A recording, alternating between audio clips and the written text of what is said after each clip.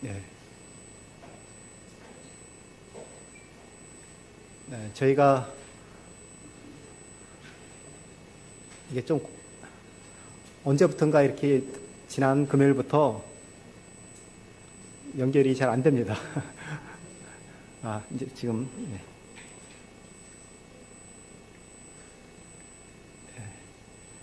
네. 그냥 넘기셔야 되겠네요.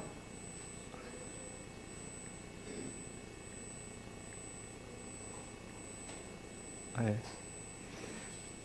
글씨가 보이시나요? 예, 제가 본문을 봉독하겠습니다. 요한복음 19장 23절로 27절. 군인들이 예수를 십자가에 못 박고 그의 옷을 취하여 네 깃에 나눠 각각 한 깃씩 얻고 속옷도 취하니 이 속옷은 호지 아니하고 위에서부터 통으로 짠 것이라. 군인들이 서로 말하되 이것을 찢지 말고 누가 얻나 제비 뽑자 하니 이는 성경에 그들이 내 옷을 나누고 내 옷을 제비 뽑나이다 한 것을 응하게 하려 함이러라. 군인들은 이런 일을 하고 예수의 십자가 곁에는 그 어머니와 이모와 글로바의 아내 마리아와 막달라 마리아가 섰는지라. 예수께서 자기의 어머니와 사랑하시는 제자가 곁에 서 있는 것을 보시고 자기 어머니께 말씀하시되 여자여 보소서 아들이니다 하시고 또 그 제자에게 이르시되 보라 내 어머니라 하신대 그때부터 그 제자가 자기 집에 모시니라. 예수님께서 빌라도로부터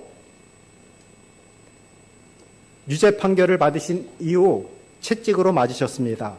채찍 끝은 쇠조각이나 뼈에 파편이 붙어 있었기 때문에 그 채찍에 맞으면 등이 갈기갈기 찢겨지고 대부분 정신을 잃게 됩니다. 채찍질 이후에 희롱하는 병사들은 예수님에게 가시면류관을 만들어 씌웠고 갈대를 왕의 홀로 잡게 했고 자색 외투를 입혀서 유대인의 왕이여 평안할지어다 라면서 놀려댔습니다. 그런 다음에 예수님께서는 두 강도와 함께 골고다로 십자가를 지고 가셨는데 가다가 쓰러지셨습니다.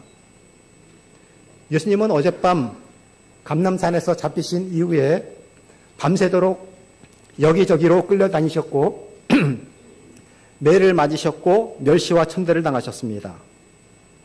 지실대로 지친 예수님은 그 무거운 십자가를 홀로 지고 계속 걸어갈 수가 없어서 쓰러지셨습니다. 마침 그때 구레네 섬 출신의 시몬이라고 하는 사람이 이 광경을 바라보고 서 있었는데 군인들이 그를 붙잡아서 강제로 예수님 대신 십자가를 대신 지고 가게 했습니다.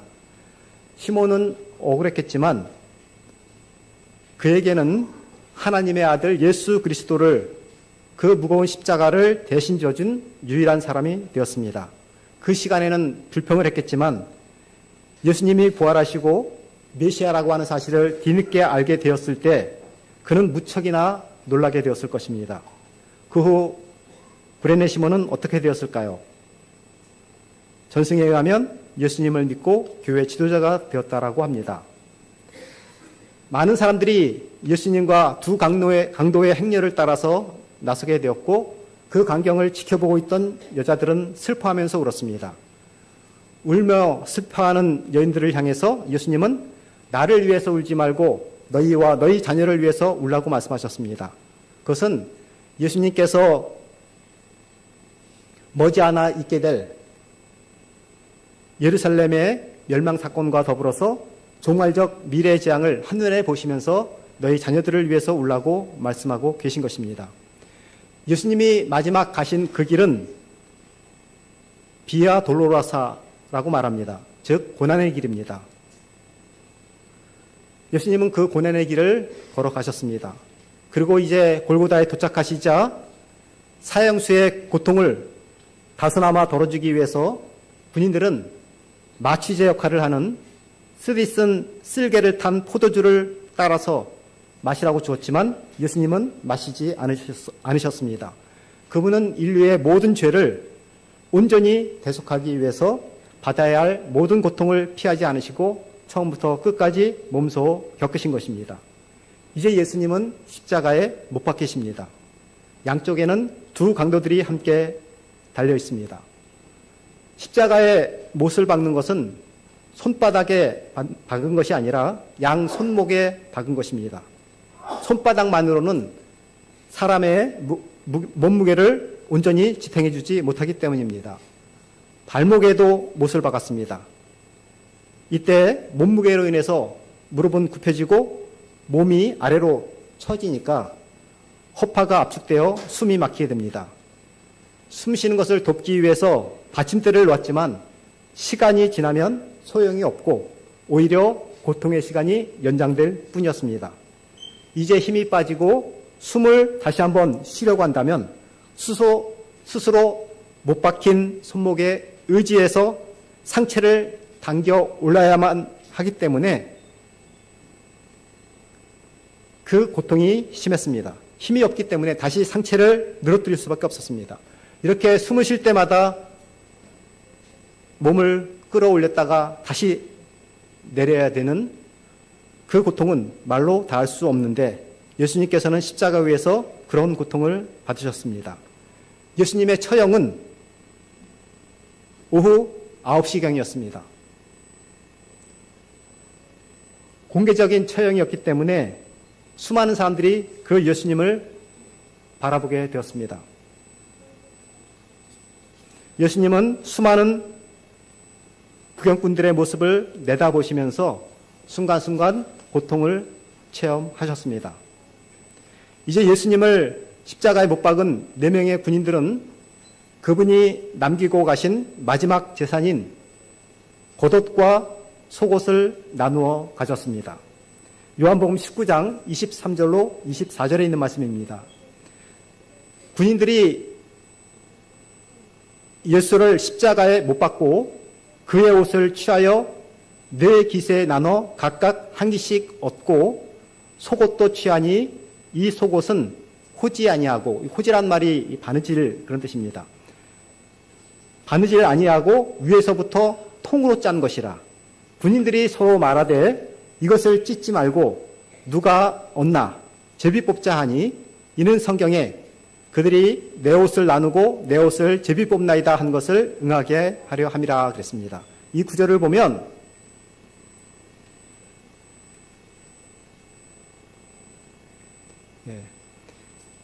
로마 군인들은 예수님의 속옷을 제비를 뽑아서 한 군인이 차지하게 되고 겉옷은 4명이 한 몫씩 차지했다라고 묘사를 하고 있습니다.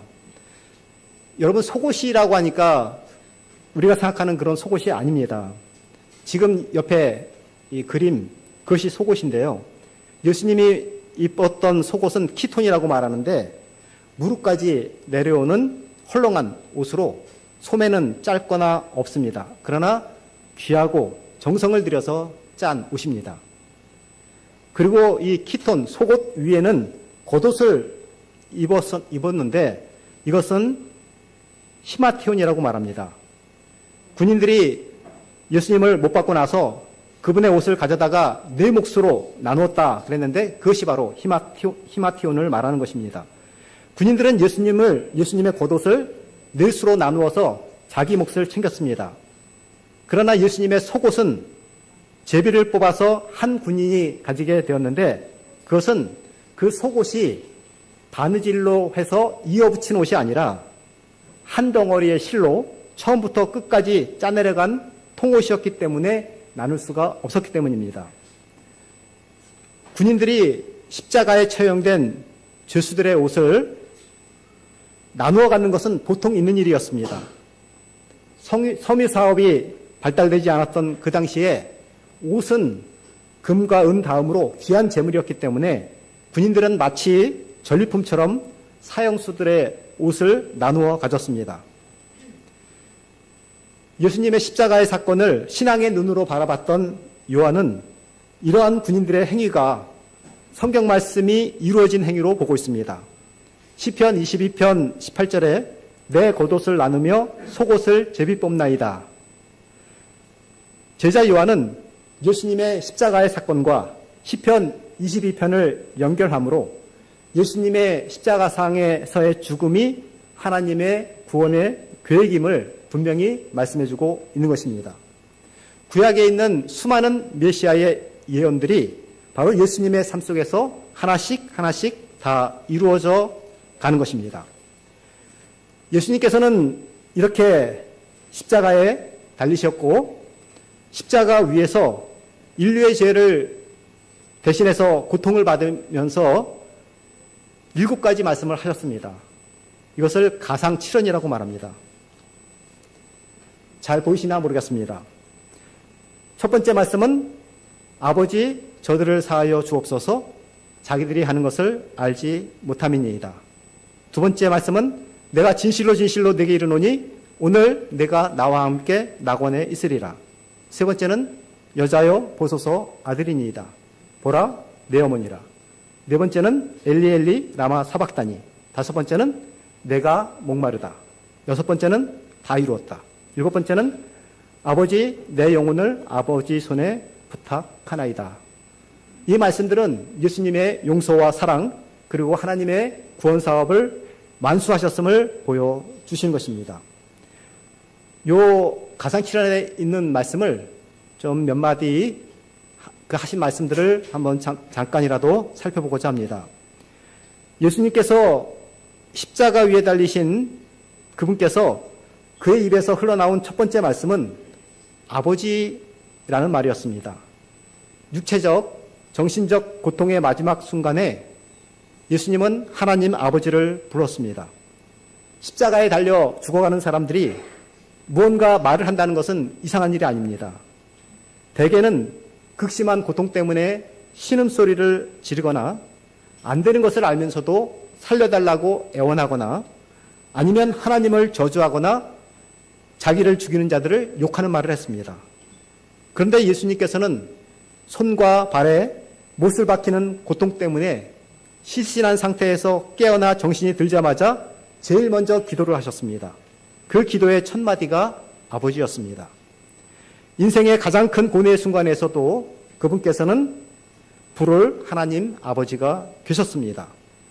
최악의 경우에 처한다 할지라도 하나님을 부르는 사람들에게는 우리의 삶뿐만이 아니라 죽음마저도 의미가 있게 되는 것입니다.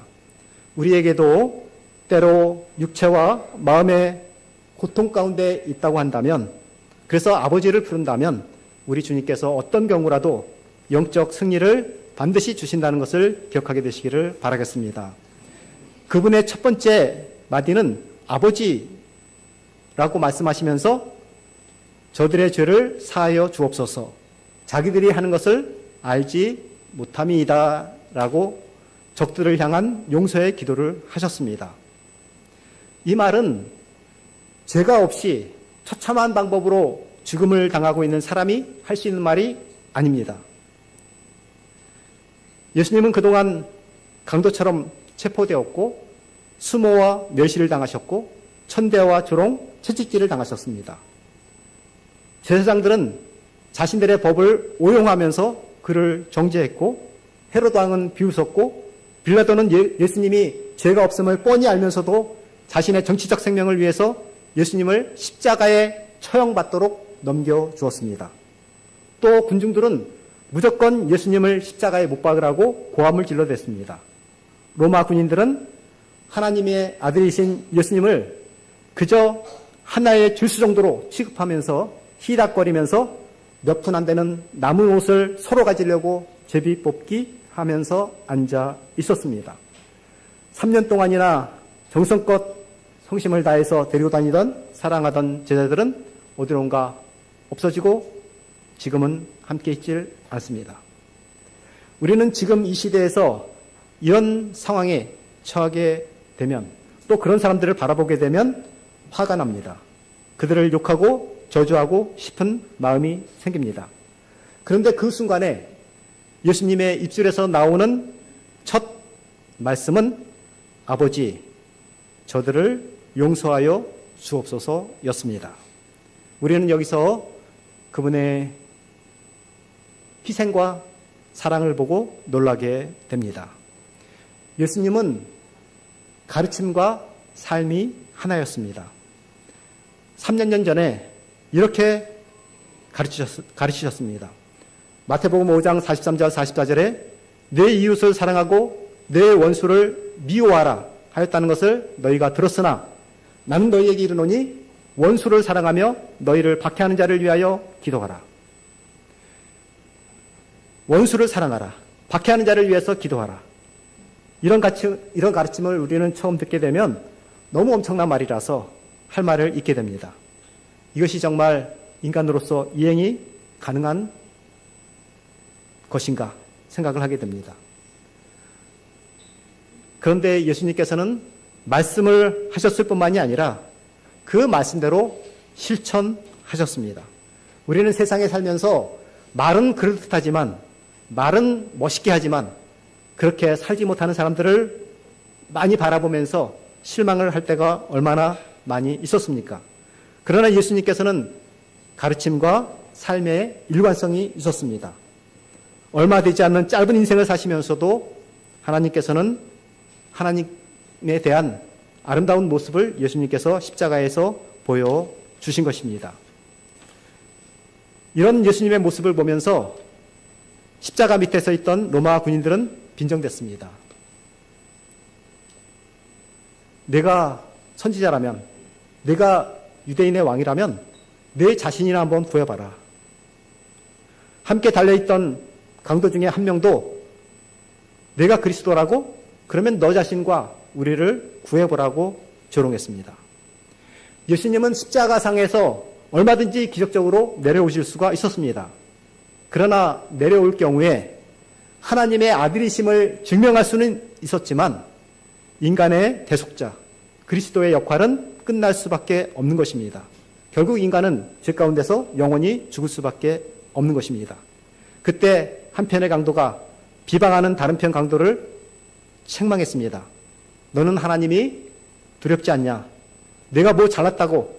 우리는 마땅히 대가를 받고 있지만 이 사람은 아무 죄가 없어. 예수님 양쪽에 달려있던 두 강도는 상징적입니다. 한 사람은 결국 회개해서 구원을 받게 되었고 한 사람은 끝까지 저주하여 멸망을 받게 되는 것입니다. 지금도 마찬가지이죠.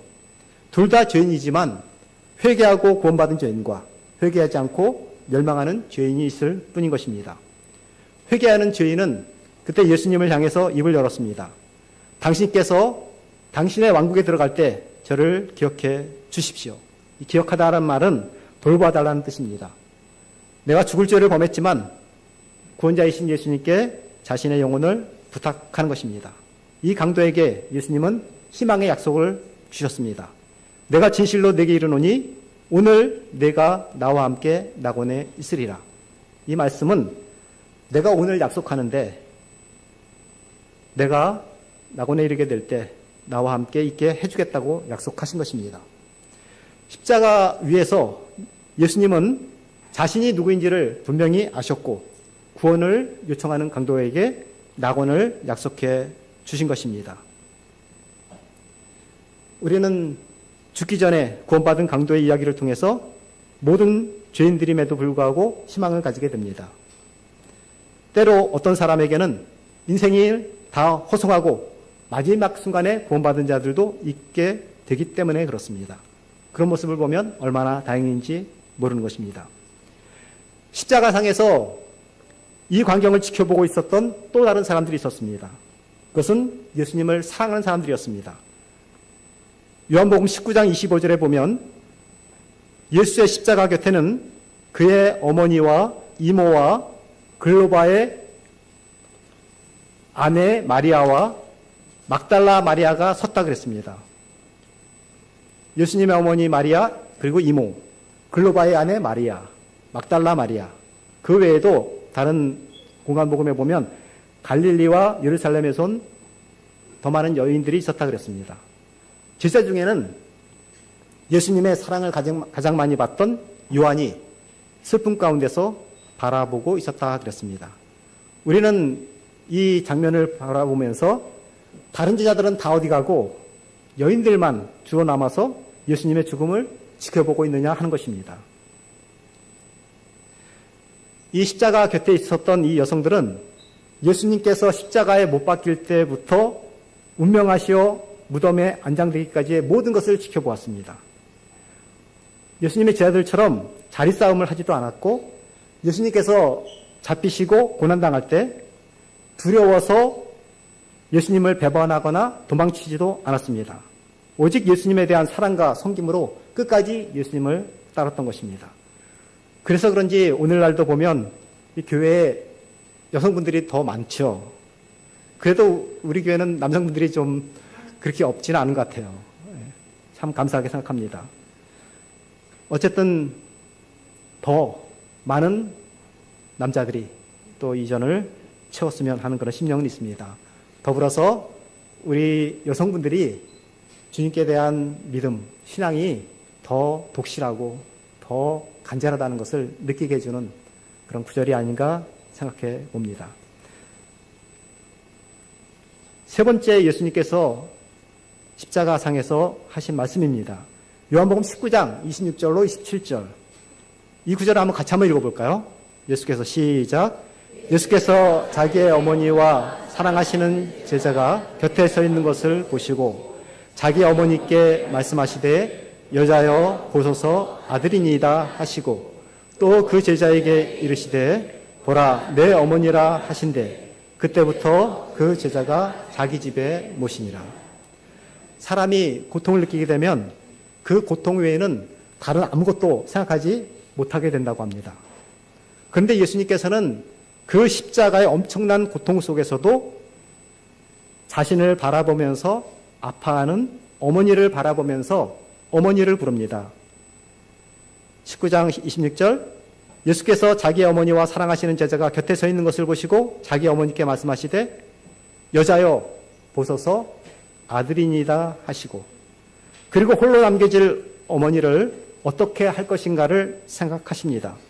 그래서 어머니 곁에 있던 사랑하는 제자 요한을 부르시고 그에게 내 어머니라, 내 어머니로 모셔달라라고 부탁하는 것입니다.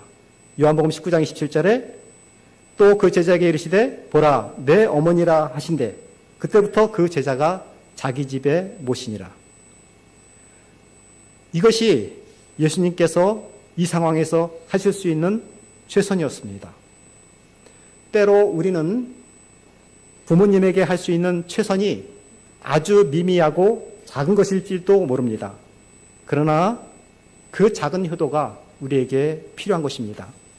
우리 부모님의 엄청난 희생에 비하면 우리의 사랑의 표현은 너무나 작고 소소한 것일지도 모릅니다.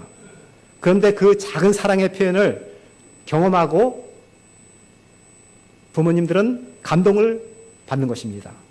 자녀의 작은 것 하나에도 감동하고 감격하는 것이 바로 부모의 존재인 것입니다. 예수님의 마지막 관심은 부모였습니다. 그래서 사도 바울은 그의 마지막 편지에서 그의 후계 디모데에게 이렇게 가르쳤습니다. 누구든지 자기 친족, 특히 자기 가족을 돌보지 아니하면 믿음을 배반한 자요 불신자보다 더 악한 자니라. 우리는 이 구절을 보면서 한 가지 의문이 생깁니다. 왜 하필이면 예수님께서 자신의 어머니를 제자 요한에게 부탁했을까 하는 것입니다. 다른 제자들도 있었고 또 예수님에게 다른 형제들도 있지 않았습니까? 그런데 왜 제자 요한에게 예수님을 부탁했느냐 하는 것입니다. 요한복음에 보면 요한복음을 기록한 이 요한이 요한이라고 표현이 나와 있지 않습니다. 요한은 사랑하는 제자라고 표현이 되어 있습니다. 그것이 4번 기록되어 있는데 성경학자들은 요한복음의 기자인 요한이 자신을 표현하는 그런 방법이라고 말합니다. 그래서 사랑하는 제자, 그것이 요한이었습니다.